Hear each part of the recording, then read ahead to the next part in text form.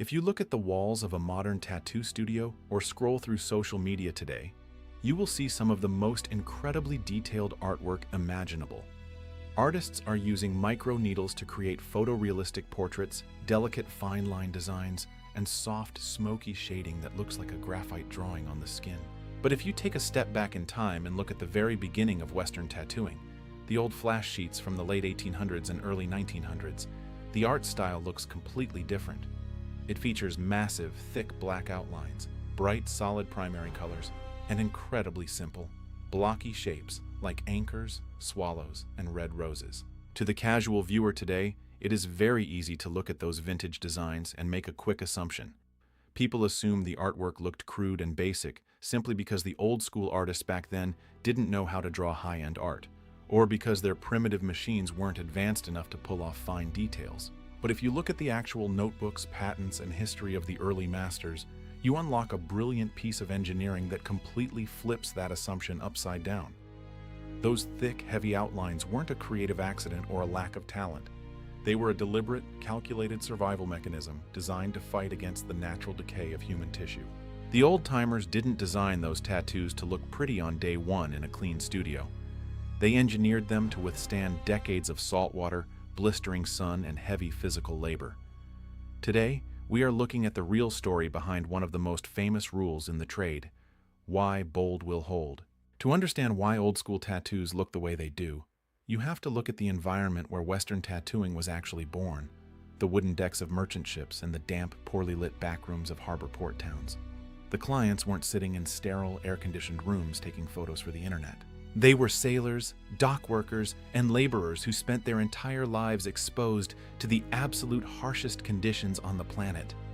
They were pulling heavy ropes, working in damp boiler rooms, and getting baked under the intense tropical sun for months at a time. The environment was the ultimate test. At the same time, the tools and materials available to early tattooers were incredibly unpredictable. The inks weren't refined in high-tech laboratories. They were mixed by hand using carbon soot, gunpowder, liquid vegetable dyes, and sometimes even whale oil. The foundations were raw and untested. Because of this, the early pioneers of the craft quickly noticed a major problem. When they tried to do fine, intricate details or thin, delicate lines on a sailor's arm, the combination of unstable ink and the brutal, everyday environment caused the artwork to rapidly deteriorate. Within just a few years, those thin, pretty lines would begin to spread and bleed. That is exactly when the early masters stopped trying to fight the skin and started working with it. They realized that if a tattoo was going to survive a lifetime of hard work, it needed a heavy architectural foundation. They began using the largest needle groupings available to pull thick, dense, deeply saturated black borders around every single design. This thick black outline served a massive functional purpose. It acted like a literal retaining wall inside the dermis layer of the skin. Even when the cheaper colored pigments or soft shading inside the design naturally began to fade, shift, or break down over 20 years of sun exposure, the massive carbon barrier of the black outline stayed perfectly locked in place. It kept the silhouette of the anchor, the ship, or the eagle completely readable from across a room, even as the skin aged and weathered. They traded temporary surface beauty for absolute lifelong readability. This is the industrial logic of the old masters: truth through structure. This historic engineering trick is the exact origin of the classic industry phrase, "bold will hold." It was a reminder to every young artist that if you don't build a design with a strong, heavy framework, the natural physics of the human body will eventually erase your work. You are fighting the clock. And that brings us to the real contrast with the modern world.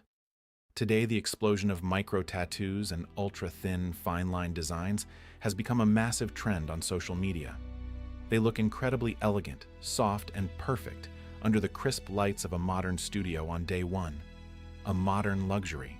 But because modern lifestyles are much less physically demanding, and we spend our time in offices rather than on open ocean decks, these delicate designs can survive much better than they ever could in the past.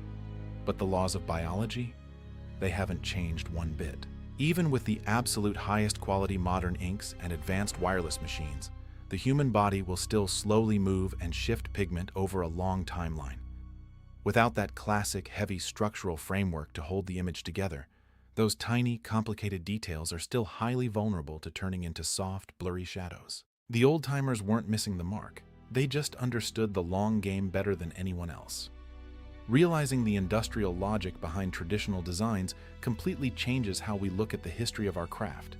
It shows the foundations weren't built on a shallow fashion whim. They were built on raw utility, survival, and a deep respect for the limits of the human canvas. The bold lines we still love today are a badge of honor from an era when a tattoo had to be tough enough to survive a shipwreck just to keep its story alive. Respect the foundation. At Alice Tattoos, we keep our standards rooted in that exact balance of timeless structure and modern precision. We build art that respects the long-term reality of your skin, ensuring that every piece we create carries the strength to stand up to the clock.